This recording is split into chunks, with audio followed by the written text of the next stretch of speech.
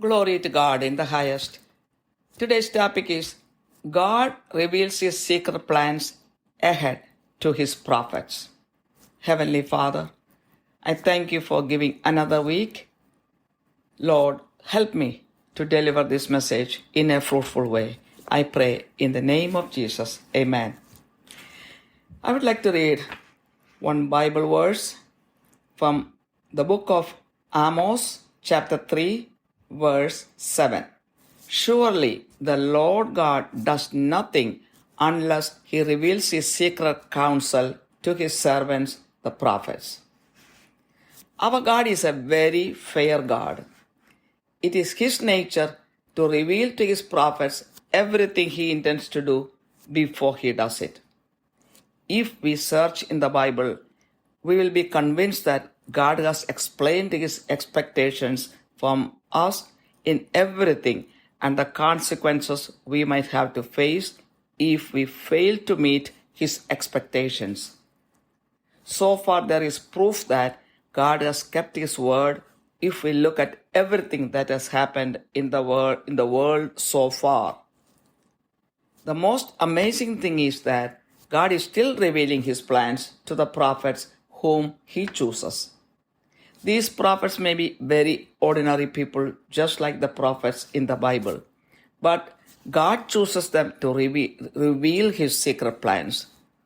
We are still waiting for the fulfillment of several prophecies in the Bible. It says in Genesis chapter 2, verse 17 about Adam and Eve, God said to Adam, "But from the tree of the knowledge of good and evil you will not eat. For in the day that you eat from it, you will surely die." The disobedience of Adam and Eve brought spiritual death or sin into this world as God warned them earlier. If we look at what happened to Pharaoh, in the book of Exodus, when the Pharaoh hardened his heart and did not allow the Israelites to leave Egypt, God told Moses each time what plague He was going to send on the Egyptians. Moses revealed to the Pharaoh what God had said each time, but he kept on hardening his heart until 10 plagues occurred in Egypt and caused much misery to the Egyptians. In the book of Jonah, we see what happened in Nineveh. When Nineveh was filled with sin, God decided to destroy the land of 120,000 people in 40 days. God revealed His plan to Jonah and asked him to go to Nineveh and preach the plan of God to destroy them. Jonah did not understand the mind or the compassionate heart or the purpose of God in doing that. So he sailed on a boat to the opposite side. Finally, God Himself made it happen according to what He desired through mysterious ways. This way, Jonah was forced to preach the word of God in Nineveh. When the destruction of Nineveh did not take place in 40 days because of their repentance, Jonah was not happy about that because he gave priority to his word, not to the desire of God. He was thinking only of himself. God's desire was to save the lives and souls of the people of Nineveh.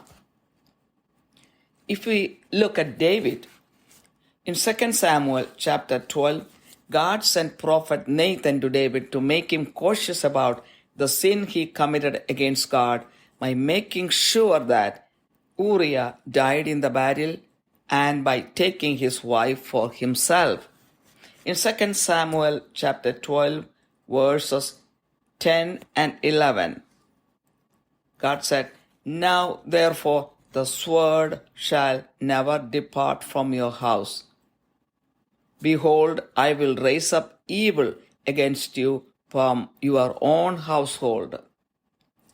It happened exactly like that in the life of David. David had to fight numerous battles in his life, and his own son turned against him, but God was with him throughout the time. If we look at what Elijah did in 1 Kings chapter 17, during the rule of Ahab in Israel, Ahab did things most displeasing to God. God made Elijah prophesy that there would not be any rain in the land until he said the word of God. It happened exactly like that, and there was no rain in the land for 3.5 years. God sent Elijah to Zarephath during that time so he could live there without any problem. About Israel, it is said in Deuteronomy chapter 28, verse 64. God spoke through Moses. Moreover, the Lord will scatter you among all peoples from one end of the earth to the other end of the earth. It happened exactly like that. The Jewish people had to leave their land and go to different countries of the world. In Ezekiel chapter 36, it says about the future restoration of Israel. Ezekiel chapter 36, verse 24 says, God spoke through Ezekiel, "For I will take you from the nations, gather you from all the lands, and bring you into your own land." This prophecy about the Israelites came true. In 1948, the Jewish community came back to Israel and formed a nation. There was prophecy about the birth of Jesus. 750 years before the birth of Jesus through Virgin Mary, God prophesied about his birth through prophet Isaiah. Isaiah chapter 7 verse 14 says, "Therefore God himself will give you a sign. Behold, a virgin will be with child and bear a son, and she will call his name Emmanuel." In Luke chapter 2, we see the birth of Jesus through Virgin Mary as prophesied. Again about the crucifixion of Jesus. Similarly, the crucifixion of Jesus was prophesied by prophet Isaiah in Isaiah chapter 53. It came true when Jesus was 33 years old. There are prophecies by Jesus. Before his crucifixion, Jesus prophesied about the betrayal by Judas, his crucifixion, his resurrection, his ascension, and the coming of the Holy Spirit. It happened exactly as he prophesied. In Matthew chapter 24, Mark chapter 13, and Luke chapter 21, we see the prophecy of Jesus about the end times.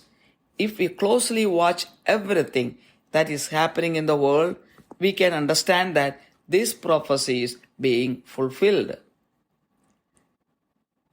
There are some recent prophecies also about the tsunami that happened. Lots of tragic incidents in the world had been prophesied by someone with the Spirit of God.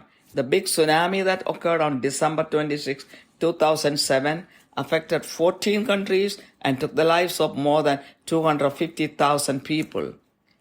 2 weeks before that, on December 7, 2007, God sent Saint Mary, who appeared to Father V.P. Joseph of Krupasanam, Kerala, India, and warned him about the impending catastrophe. Mary asked him to pray about it, about the flood and pandemic. The big flood in Kerala, India, on August 16, 2018, took away the lives of hundreds of people. A few months before that incident, God warned about a catastrophic natural calamity through a couple of people. There were prophecies about the COVID pandemic too, just before it happened. I can't remember the names of all the people who prophesied that, but one thing I know, I listened to those prophecies in those days. About the Israel-Hamas war, God prophesied through Brother Gio of Nazareth Ministries in January, February, and April of 2023 about a very hard situation Israel would have to face in the immediate future. On October 7, 2023, the Hamas attack on Israel took place, and consequently the Israel-Hamas war started. About nuclear attack, The same brother Geo has recently prophesied about a nuclear attack which would cause tremendous destruction in a quick way. The location or the timing of this incident is not revealed. The world can mentally prepare to face a tragedy like this. There are still prophecies not yet fulfilled. The Bible is full of prophecies that have been fulfilled. Still, there are prophecies that have not been fulfilled. Jesus prophesied about his coming on the clouds to gather his elect ones in Matthew chapter 24, verses 30 and 31. We are awaiting the fulfillment of that prophecy. The rule of the Antichrist, the coming of the false prophet, the worship of the beast, and the implanting of the microchip are prophesied in Revelation chapter 13, which have not been fulfilled.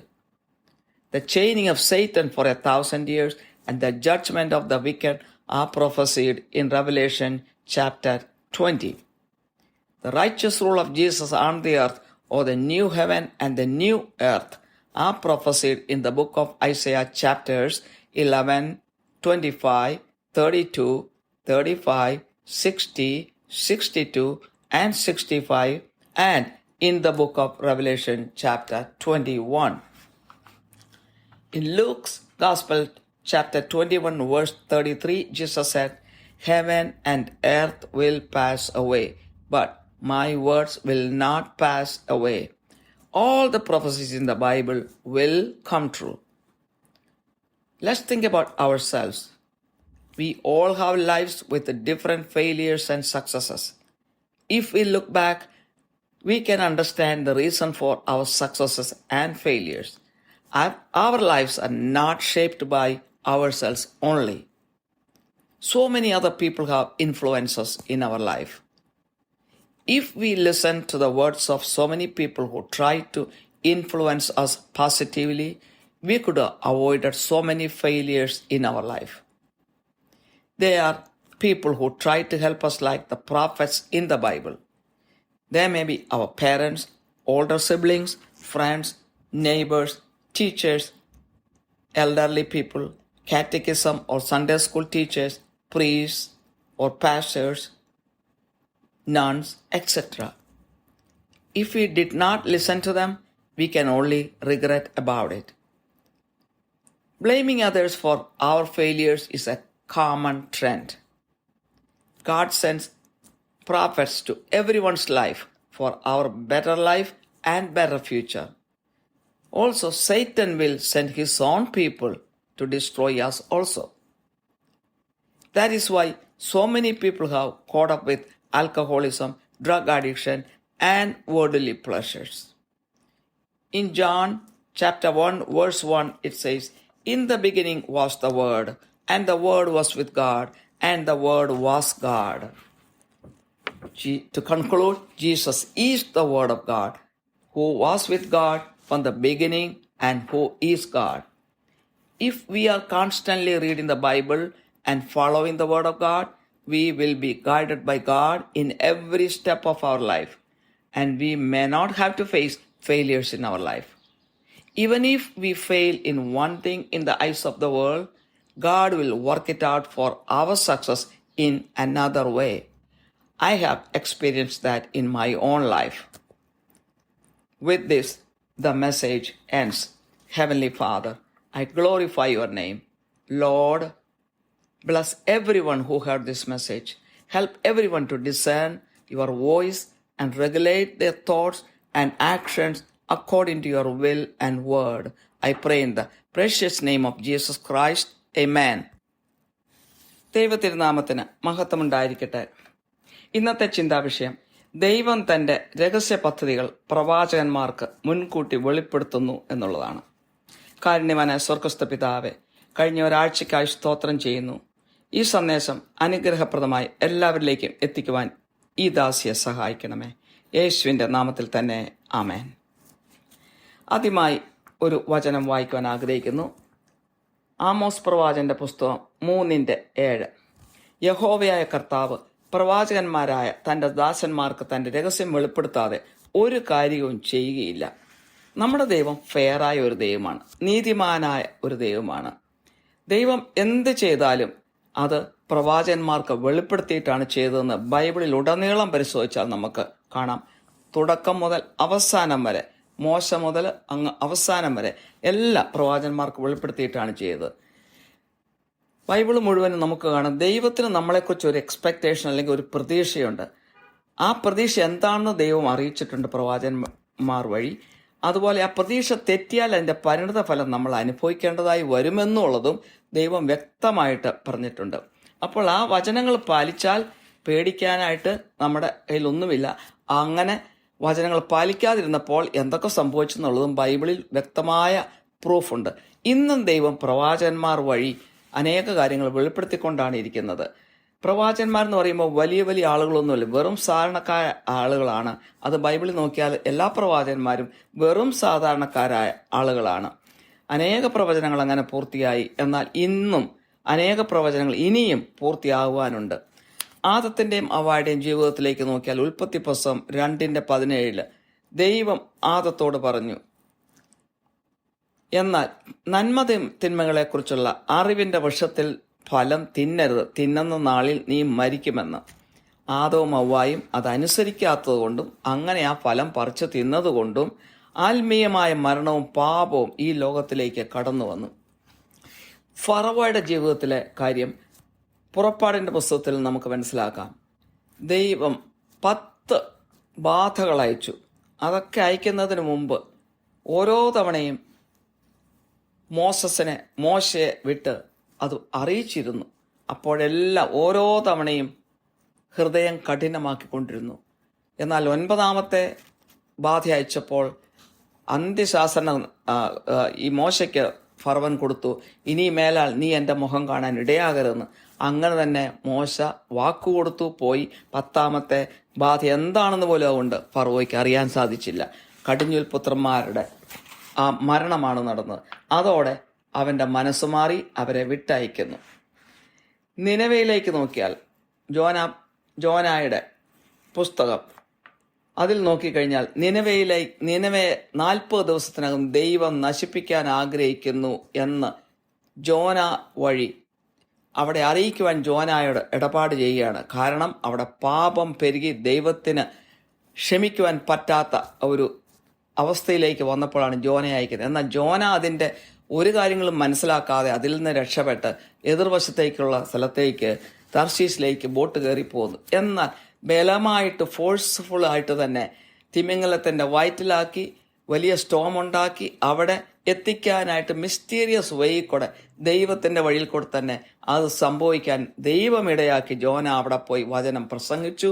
എന്നാൽ ദൈവം പോലും ചിന്തിക്കാത്ത രീതിയിൽ അവർ മാനസാന്തരപ്പെട്ട് അവർ ദൈവത്തിങ്കിലേക്ക് വന്നപ്പോൾ ദൈവം അവരോട് ക്ഷമിച്ചു. അങ്ങനെ ആ സംഭവം ഉണ്ടായില്ല. എന്നാൽ ജോനായ്ക്ക് ദൈവത്തിന്റെ ഈ സ്നേഹമുള്ള ഹൃദയമോ ദൈവത്തിന്റെ പദ്ധതിയോ അവരുടെ നന്മയോ ഒന്നും ചിന്തിക്കാത്തതുകൊണ്ട് അവൻ അത്ര ഇഷ്ടപ്പെട്ടില്ല.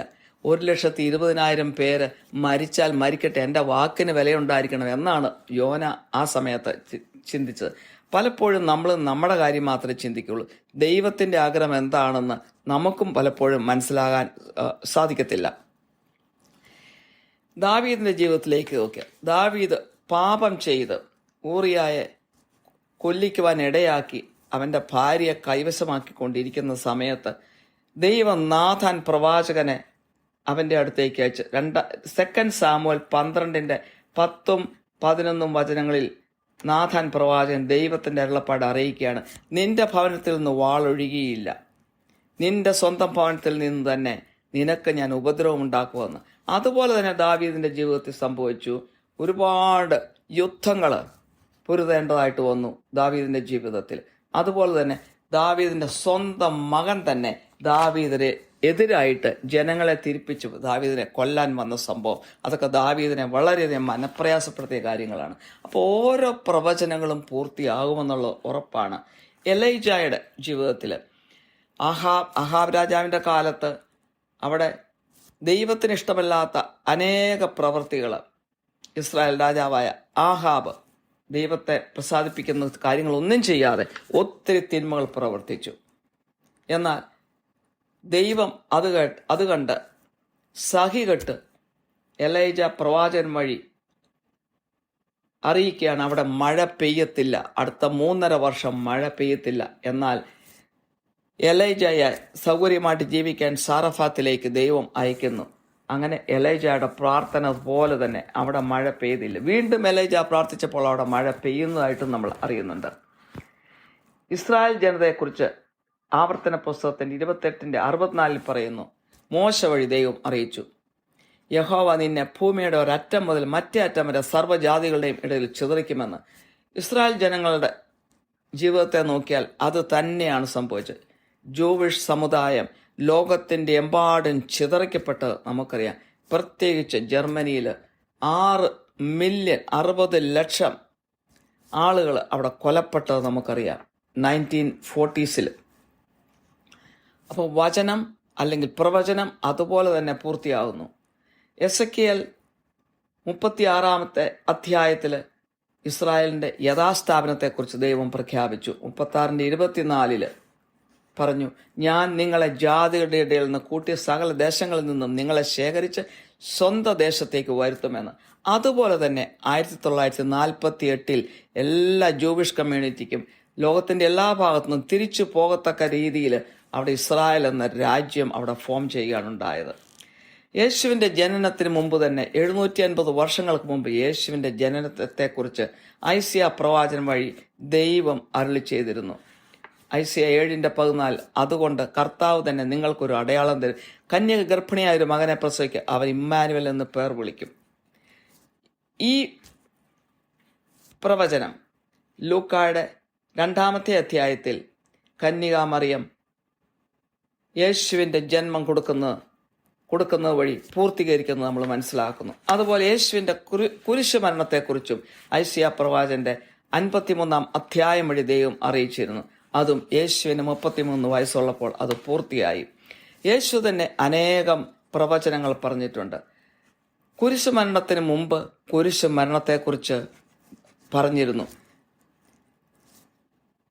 ജൂദാസ് ഒറ്റിക്കൊടുക്കുന്നതിനെക്കുറിച്ചും യേശു നേരത്തെ പറഞ്ഞിരുന്നു. കുരിശ് മരണത്തെക്കുറിച്ച്, ഉയർപ്പിനെക്കുറിച്ച്, സ്വർഗാരോഹണത്തെക്കുറിച്ച്, പരിശുദ്ധാത്മാവിന്റെ വരവിനെക്കുറിച്ച് ഒക്കെ യേശു നേരത്തെ പ്രവചിച്ചിരുന്നു ശിഷ്യന്മാരോട്. അതുപോലെ തന്നെ സംഭവിക്കുകയും ചെയ്തു.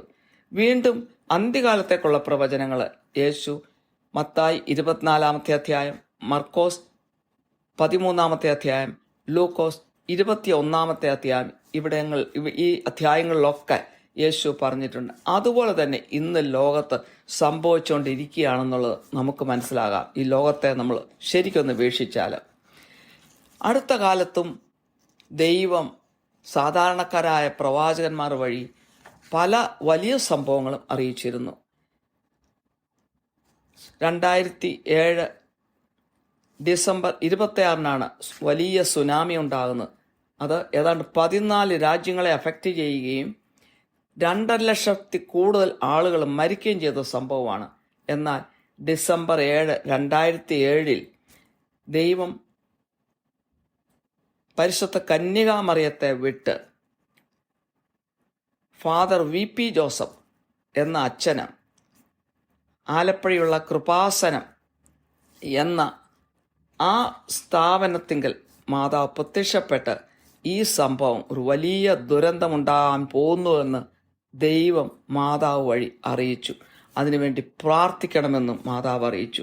2 ആഴ്ച കഴിഞ്ഞപ്പോഴാണ് ഈ സുനാമി ഉണ്ടാകുന്നത്.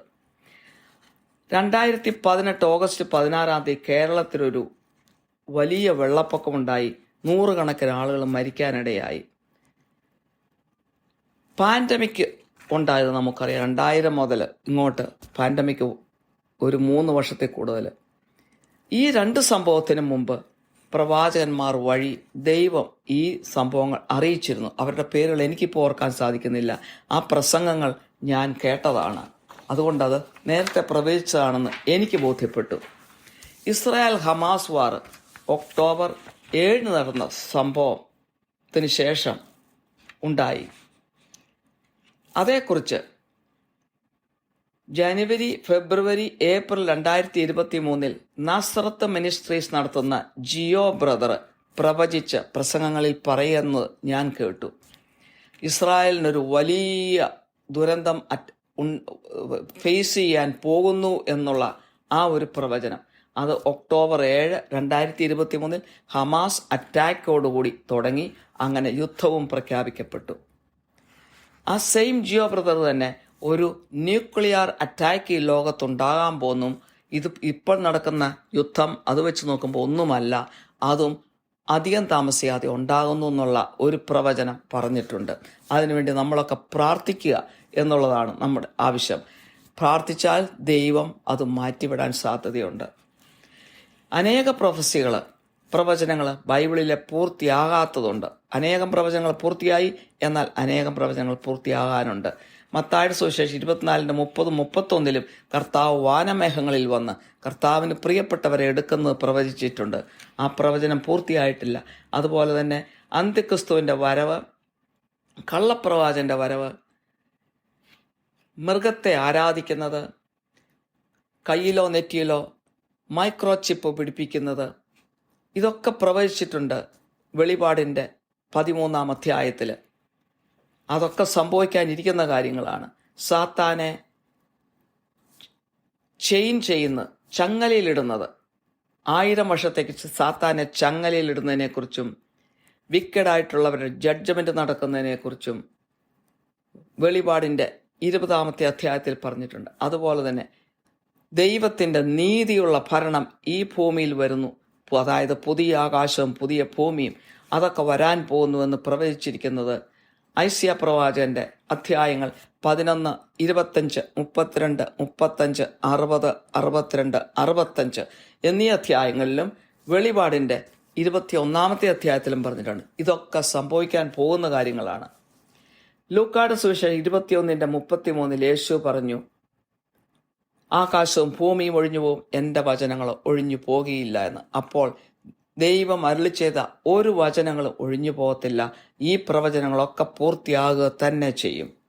ഇനി നമുക്ക് നമ്മളെക്കുറിച്ച് തന്നെ ചിന്തിക്കാം. എല്ലാവരുടെയും ജീവിതത്തിൽ പരാജയങ്ങളും വിജയങ്ങളും ഉണ്ടാകാറുണ്ട്.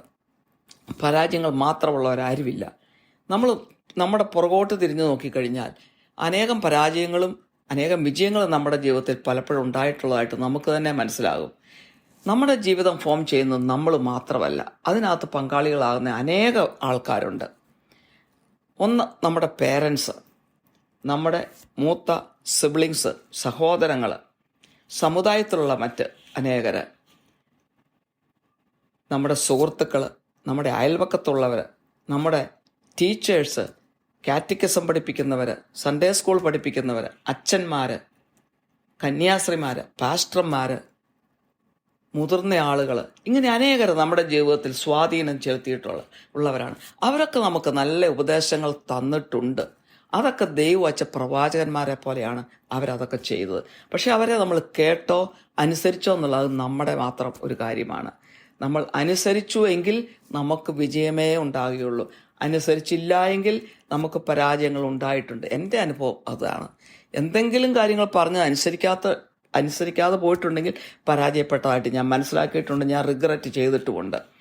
എന്നാൽ ദൈവം പ്രവാചകന്മാരെ അയക്കുന്നത് പോലെ തന്നെ സാത്താനും നമ്മുടെ ജീവിതത്തിൽ ഇതുപോലെയുള്ള പ്രവാചകന്മാരെ അയക്കാറുണ്ട്. എങ്ങനെയുള്ള പ്രവാചകന്മാരാണ്? നമ്മളെ നശിപ്പിക്കാനുള്ള പ്രവാചകന്മാർ. അങ്ങനെയുള്ളവരാണ് നമ്മുടെ ചില സുഹൃത്തുക്കൾ നമ്മളെ മദ്യപാനത്തിലേക്കും ഡ്രഗ് അഡിക്ഷനിലേക്കും ലൗകിക സുഖങ്ങളിലേക്കും വലിച്ചഴിക്കുന്ന ചില വ്യക്തികൾ. അത് സാത്താൻ്റെ പ്രവാചകന്മാരാണ്. അപ്പോൾ ദൈവം പ്രവാചകന്മാരെ നമ്മുടെ ജീവിതത്തിൽ അയച്ചിട്ടുണ്ട്. നമുക്കതുകൊണ്ട് കംപ്ലൈൻറ്റ് ചെയ്യാൻ പറ്റത്തില്ല. യോഹന്നാൻ സുവിശേഷം 1:1 പറയുന്നു, ആദിയിൽ വചനമുണ്ടായിരുന്നു, വചനം ദൈവത്തോടു കൂടിയായിരുന്നു, വചനം ദൈവമായിരുന്നുവെന്ന്.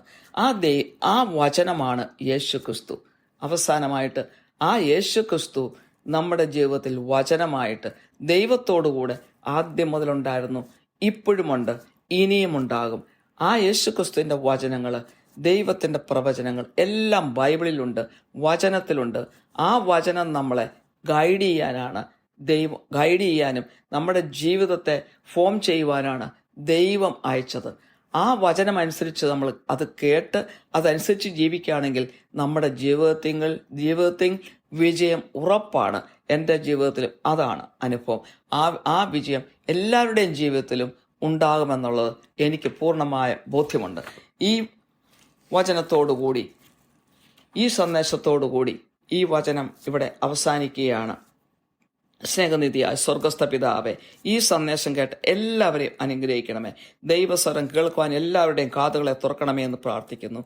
ദൈവത്തിന്റെ ഇഷ്ടം മനസ്സിലാക്കി ചിന്തകളെയും പ്രവൃത്തികളെയും നിയന്ത്രിക്കുവാൻ എല്ലാവരെയും സഹായിക്കണമേ. മാനവും മഹത്വവും അവിടത്തേക്ക് തരുന്നു. യേശുവിന്റെ വിലയേറിയ നാമത്തിൽ തന്നെ. ആമേൻ.